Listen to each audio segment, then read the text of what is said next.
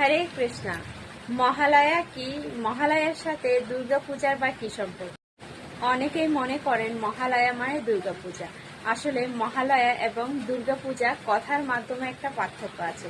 তো মহালয়া মানে হচ্ছে মহা আলয়, অর্থাৎ আমাদের পিতৃপুরুষদের উদ্দেশ্যে তর্পণ এবং পিণ্ডদান করা। মহাপুরুষরা তারা এই পিতৃপক্ষের দিনে তাদের পিতৃপুরুষদের উদ্দেশ্যে পিণ্ডদান বা তর্পণ করতেন। পিতৃপক্ষের দিন বা মহালয়ার দিন দুর্গাপূজার মূল আনুষ্ঠানিকতা শুরু হয়ে যায় বা সূচনা হয়, কারণ এই দিন পিতৃপক্ষের শেষ দিন এবং দেবীপক্ষের দিন শুরু হয়। রাধাষ্টমী তিথি থেকে ভাদ্র পূর্ণিমা শুরু। এই ভাদ্র পূর্ণিমায় শ্রীমদ্ ভাগবত 7 দিন ধরে পরীক্ষিত মহারাজের কাছে সুখদেব গোস্বামী বর্ণনা করেছিলেন। সেই ভাদ্র পূর্ণিমার তিথিতে যারা ভাগবত দান করেছেন তারা মহাভাগ্যবান এবং মহাপুণ্য লাভ করেছেন। আপনারা চাইলে এখনো ভাগবত দান করতে পারেন। শ্রীমদ্ ভাগবত দান করা হয় ভাদ্র পূর্ণিমার তিথিতে। ভাদ্র পূর্ণিমার দিন থেকেই মহালয়া বা পিতৃপক্ষের দিন শুরু হয় এবং সমাপ্ত হয় মহালয়ার অমাবস্যা তিথিতে। মহাভারতের বর্ণনা অনুযায়ী প্রসিদ্ধ দাতা বা মহাদাতা কর্ণ কুরুক্ষেত্রের যুদ্ধে অর্জুনের বাণে মৃত্যুবরণ করেছিলেন। কর্ণ মৃত্যুবরণ করার পরে স্বর্গে গিয়েছিলেন, কারণ তিনি মহাপবিত্র স্থানে কুরুক্ষেত্রে মৃত্যুবরণ করেছেন। স্বর্গে যাওয়ার পরে কর্ণকে খেতে দেওয়া হয়। তো কর্ণকে খেতে দেওয়া হয়েছিল স্বর্ণ এবং বিভিন্ন মণি মাণিক্য রত্ন। তখন কর্ণ দেবরাজ ইন্দ্রকে জিজ্ঞাসা করলেন, হে দেবরাজ ইন্দ্র, এটা কি ধরনের ব্যাপার?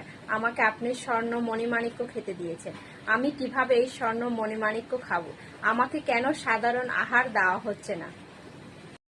তখন ইন্দ্রদেব বললেন, হে কর্ণ, আপনি বহুজনকে বহু মানুষকে স্বর্ণ মণিমাণিক্য দান করেছেন এবং অনেক পুণ্য লাভ করেছেন, কিন্তু আপনি যেই দান করেছেন তাতে কখনো কাউকে আপনি অন্ন দান করেননি, আপনি মণিমাণিক্য স্বর্ণ দান করেছেন।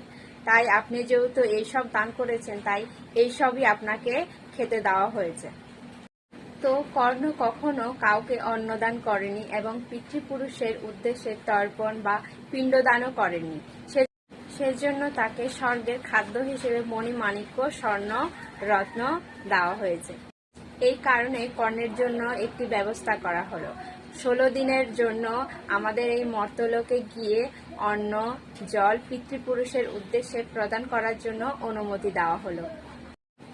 তারপর কর্ণ এই মর্তলোকে আসেন এবং তিনি তার পিতৃপুরুষের উদ্দেশ্যে পিণ্ডদান এবং তর্পণ করেন। তারপরে তিনি স্বর্গে ফিরে যান, তখন তাকে সাধারণ আহার প্রদান করা হয়। তো এই পক্ষই পিতৃপক্ষ নামে পরিচিত এবং মহালয়ার দিনেই পিতৃপক্ষের শেষ দিন। তো এই দিনে পুরুষরা খুব ভোরে উঠে গঙ্গার তীরে বা কোনো নদীর তীরে জলে নেমে তিল, কুশাকুশি জল এবং অন্যান্য বস্তু নিয়ে ব্রাহ্মণের সাহায্যে তর্পণ করেন এবং বাৎসরিক শ্রাদ্ধ অনুষ্ঠান করতে যারা অপারগ তারা এই দিনে দান আদি করতে পারেন তাদের পিতৃপুরুষের আত্মার উন্নতির জন্য। তো এই দিনে গয়ায় শ্রাদ্ধ অনুষ্ঠান করলে বিশেষ ফল লাভ হয়।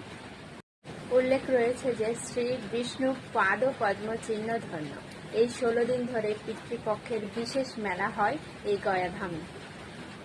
তো অনেকে জিজ্ঞাসা করেন যে এই বিধি নিয়ম কি ভক্তদের জন্য?